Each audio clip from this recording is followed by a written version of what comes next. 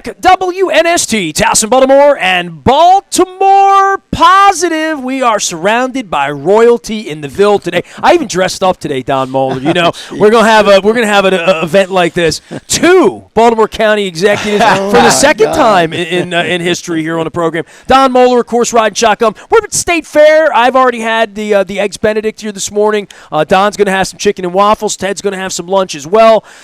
The great Ted Venetoulis, you know, you and I are neighbors downtown, right? And we could have done this downtown. We came out to the Ville, and I know you guys are fast and famous friends. There's a lot of relationships. I'll actually tell the story where I met Ted, but this has to be one of the classic "Where Are They Now" stories. We start by thanking our sponsors at State Fair, Fadley's, Center Maryland, and our newest sponsor, Jeff Moeller and Gary Realtors. A little family pressure there, but give Jeff a call, 410-746-1547. It's time to buy or sell. Ted and I go way back. Can I tell how I met Ted? He's an icon. So which one of you? It's amazing that I'm doing political anything with you. Well, in my mind, you were going to buy the Sun 15 years ago and make me the publisher. That's what you were going to do, or at least the sports editor. So there was Either that. you or David Simon. I'm not sure which one. Simon and I could roll together.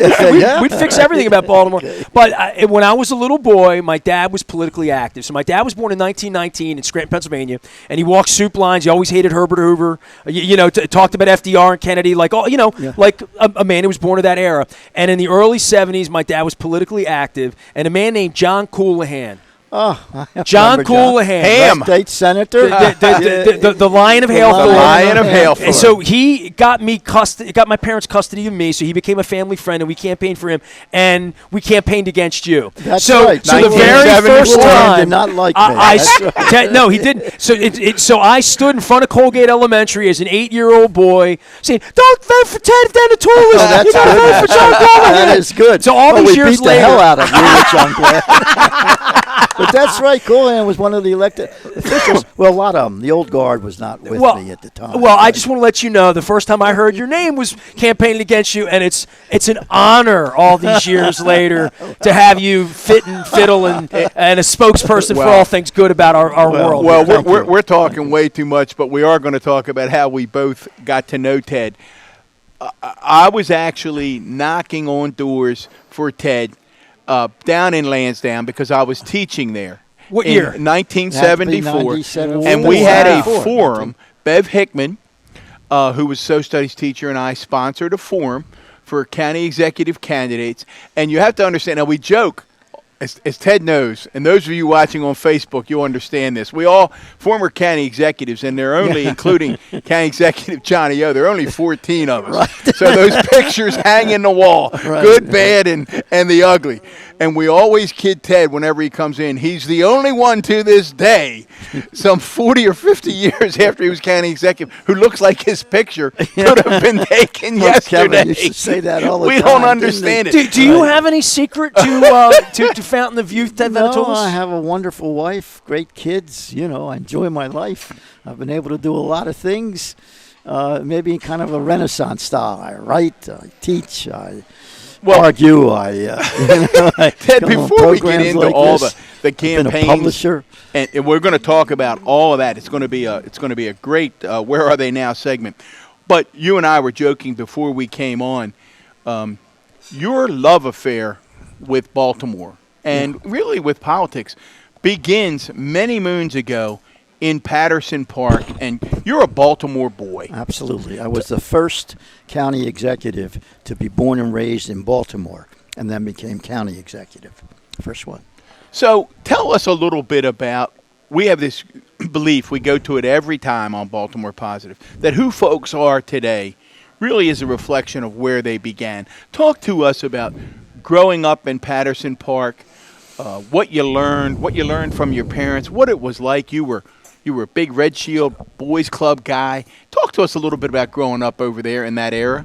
Well, that was just a wonderful place to grow up. I mean, grew up in Highlandtown, off Eastern Avenue. And was it called Greektown then, or no? It was called it was called Greektown. We were a little further down. We lived at Oldham Street, which was Greektown. Sure. And then we moved down to Elwood Avenue, which was right across from Patterson Park. But I grew up at the Red Shield Boys Club. That's really where I grew up. It was run by the Salvation Army. You paid 10 cents and you were a member. 10 cents, Why have I never heard of this? When did this I stop? don't know, because they closed it down, 15 years ago or something, but it was a powerhouse. We had ball players, the Benzings were there, Al Kaline, remember Al? Sure, Southern High School. Southern High School. Just a Hall of Famer, that's all. Yeah, that's right. We played against him. He was rough. But we had a powerhouse. We always made the Mid-Atlantics in softball, basketball. We were big, and football. In fact, I coached the 10, 12-year-old team. It's Twardowitz, who was the athletic director. Well, the field was named after him. Twardowitz Field. And that's exactly right. And I think they lived out here in the West Side. But he was a real mentor. And he got the older guys who were leaders in the athletics, and I was usually always captain of the team, to coach the younger ones. I coached the 10-12 football team, and we became national champions. We played in the Pee Wee League. Wow! At the stadium. Nice. We won 6-0. So Ted, you played baseball. Right. You were a point guard in basketball. Right. And then you also played football. Football, absolutely. I was the quarterback. We didn't pass a lot then. We handed off or ran the ball. We didn't have a split tee. We used the old unbalanced single wing. You leather guys helmets? don't remember that. Are you kidding? I still have that helmet, that leather helmet. It was great. It was leather helmet. Man, we had to change I wasn't being helmets. serious, but no, you are. Absolutely. And we changed No helmets. face mask back then. No, we changed helmets when we came in. Whoever went out had to give their helmet to the other guy who came in. You mentioned the It's Benzings. great. Jack Benzing, who, God bless his soul, has passed away. A wonderful guy. Long-time legendary Catonsville figure, owned a restaurant down the street. Jack went on to become really one of the greatest athletes ever at Loyola College. No question. He was phenomenal then. He was our softball pitcher. He threw a windmill. I don't know if it still exists. You were his catcher, right? I was his catcher. And we really had a lot of fun. But he was also a great basketball player. His brothers, Bobby, and I think there was another one. Was there a Jerry? There was a Jerry. They were Right, all real. right. His father coached the teams at times. He was the milkman for the neighborhood.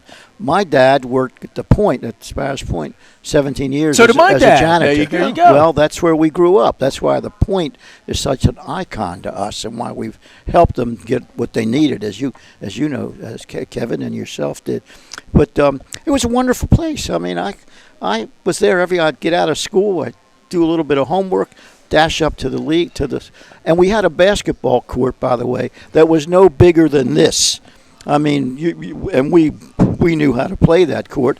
Some guy would come dribbling down the day, going for a layup. We'd touch his elbow, and he'd go into the radiators, which were there. It was ugly, but we knew how to play that little court, and kept you busy, kept you out of trouble. Absolutely, and it was a remarkable institution for the whole area. And any of the kids that went there never got into trouble because we were all kept. They had pool hall, they had tennis, they had ping pong.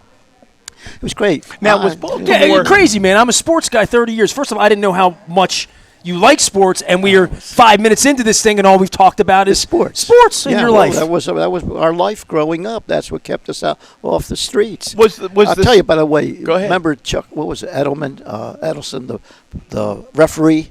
Okay. He refereed all of our Charlie games. Ekman. Charlie Ekman. Ekman. Oh, okay. Charlie Ekman. He was The crazy. coach. The Yeah, and he coach. was the coach. Became the coach. But he used to call a foul on you, and he'd leap in the air and said, "You did it."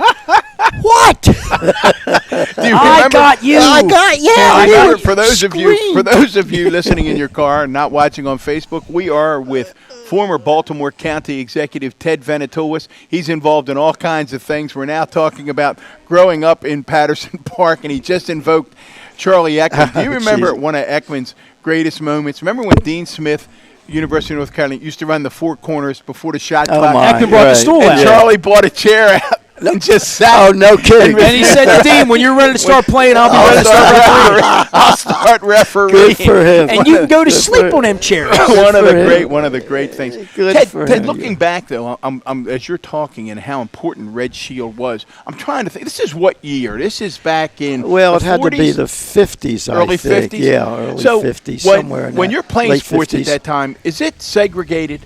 in Baltimore City, Yes. or is it integrated? No, at all? no. It was segregated. We used to play a team from the city that was all black, and that's how it was. That's the way at it that was. time. Well, I mean, Yeah. you've lived your life all these years later believing that's wrong. Absolutely. At what point does it occur to you that it's wrong and that Ted Venetoulis needs to run for public office and spend his whole life trying to say that what my parents taught me, what the neighborhood taught me, was not the way that we should live? Absolutely. Because change is the hardest thing in the world. It's what we're trying to get through right now. I don't think it really hit me till I was elected and had the responsibility, because the rest was just kind of growing up. I was drafted. They drafted you at the time. I went into the CI, the Counterintelligence Corps. We were taught over at Fort Holabird, so I kind of remained in town then. Had a great military life because I played ball all the time, and they really liked their athletes, and we kept winning. In fact, whenever the season was over, whoever won the tournaments would pick 3 people to go with them. I was always picked as one of the players for the winner of the league, because sports was a big thing for us. I mean, it's what was it a big thing for your mom and dad?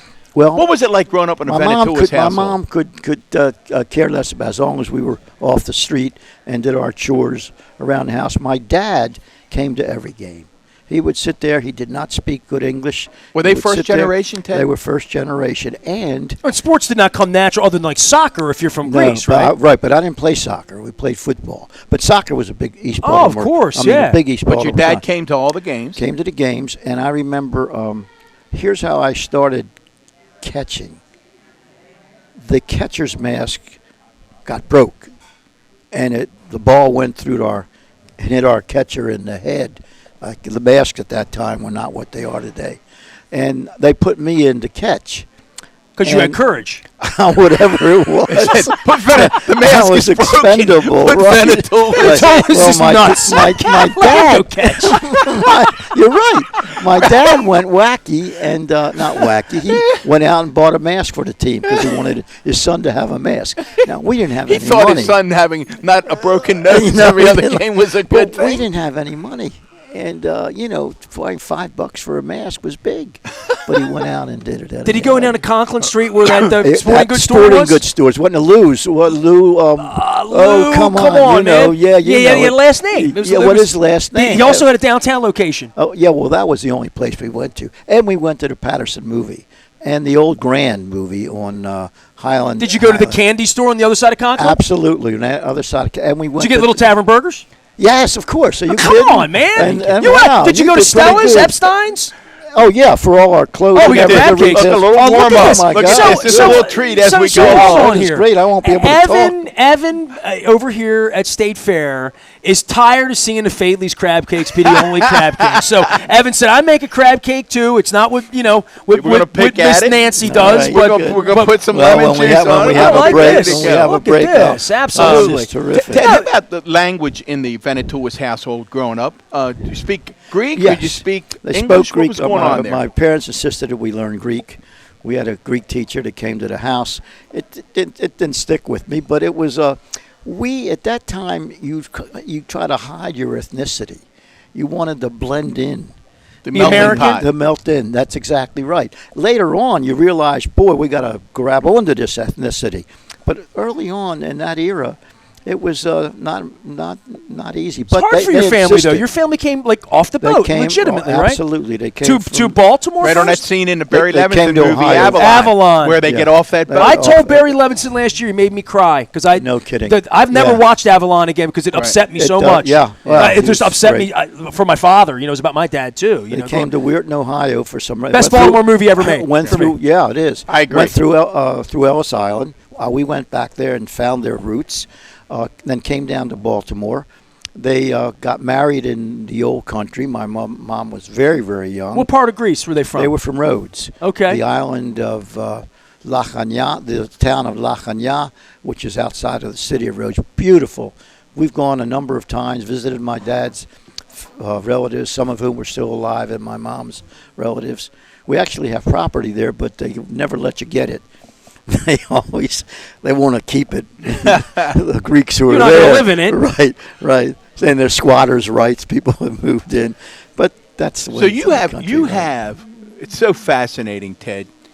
These connections. You have this true American immigrant story. No question. And no question. you have been so vocal in your life about the importance of immigration and that America truly being this beacon at the Statue of Liberty. What part of your mom and dad being first generation contribute to that passion? I mean, you're so passionate about it. Well, because they had an opportunity they never would have had they stayed in the old country. It just was what they always called the old country, because it just wasn't there, and they had to escape the poverty that was there, and they came here, took a shot, as millions of immigrants did. That's why today, when I see what this administration is trying to do, it pains you.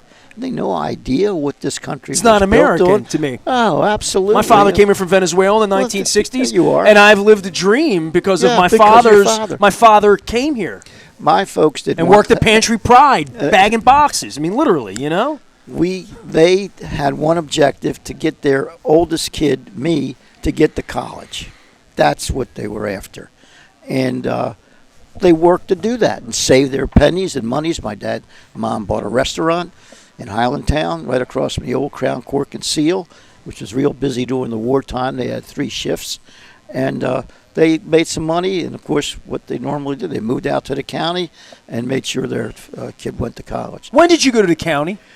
I remember I had to commute to coach the team.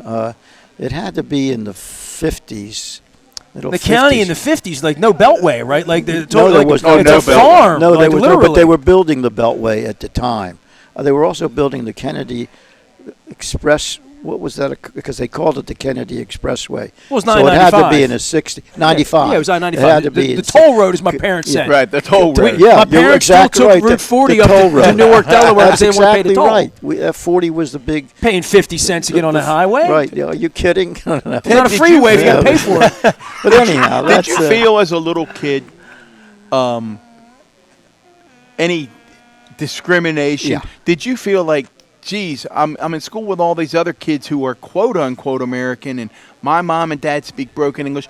Talk about that experience. Well, it wasn't. I don't know that it was discrimination, because I was a pretty good athlete, and athletes were kind of, cut across. Okay, it, right. Yeah. But I could tell it with my folks when we went into different environments. But I ended up going to a school called 49. I don't know if you remember that. That was an accelerated school where you did 3 years in 2. Right down off across from the Symphony. They had an old building there. And that place, that's where guys like Zelig Robinson, Buzzy Heddleman, David Schultz, a whole group of some of the more prominent Mark Joseph leaders of our society. These are legendary. These are Baltimore legendary, names. and all we came close again during the Schaefer years with the Schaefer administration. But that was a school of great intellect. And so you skipped a year, and then I went to Patterson Park. So I didn't feel it then, because first of all, that school was heavily Jewish, and they were in our league, in terms of ethnicity, if anyone was going to discriminate or anything. But we grew up close to Little Italy, Highlandtown, and in fact that's how I got close to the D'Alessandros and Nancy. We're going to tell that story in the next segment. There's a little bit of history there with you and the Speaker of the House. There it is. But anyhow, it was. I can't be critical of that life. It was terrific, and I'm sure you found the same thing, Nestor. Ted Venetoulis is here, former Baltimore County executive, along with Don Bowler, former Baltimore County executive. We're going to step out, and we're going to eat these crab cakes. We're going to sample these crab cakes. Let's do Now, it. we're underneath Dave Grohl. We're underneath Snoop Dogg. We got Stevie Wonder over here, and This is a great place. by the Gwen way. Stefani over here. We're in Catonsville. We're at State Fair. We're going to be back at Fadley's next week. Mayor candidate Sheila Dixon will be joining us. Frank Kelly will be joining us. We are putting together a very special event on April the 14th from 11 to 1. Please hold that on your calendar. It's the 1-year anniversary. We are going to bring together. We don't have all the details, but let's tease it a little bit. I think if you care about the early vote, which is coming up on April that's 16th. right. That's You may right. want to hear from the mayoral candidates around April 14th. April 14th, 11 to 1. Hold that and hold on. terrific We're going to come idea. back for more. We're going to have some crab cakes here. We made 3. That's 1 for each of us, which was That's it. if there was 4, we'd be fighting over it. I'm sure we would. With Fadley's coming down the street here in about 18 months, we're going to have a little crab cake it's a welcome. competition. It's a in welcome. Cajun Where are they It's a coming? parking How lot far here. away? Right, you can see the building right. right that there. building. Gold building There right it there. is. Absolutely. I am That's Nestor. right. Don Moeller is here. We're Baltimore Positive at WNST.net. Back for more in segment 2 with Ted Venetoulis, former Baltimore County executive and good American, right after this.